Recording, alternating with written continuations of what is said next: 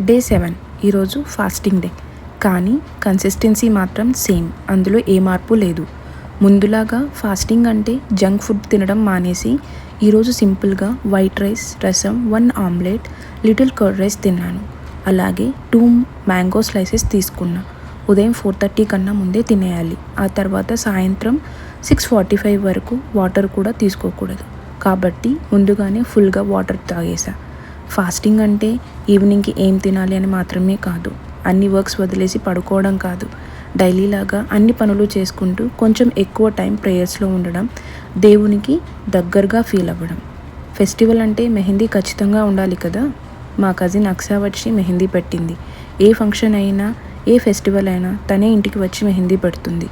తన దగ్గర ఆర్గానిక్ మెహందీ కూడా దొరుకుతాయి. డిజైన్స్ కూడా చాలా బాగా వేస్తుంది.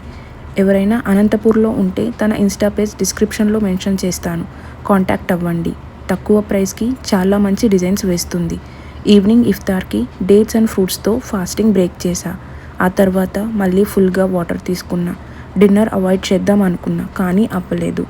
అందుకే ఎక్కువ కాకుండా little bagara rice, bhaji and mutton curry తీసుకొని 8:30కి ఈటింగ్ విండో స్టాప్ చేశాను.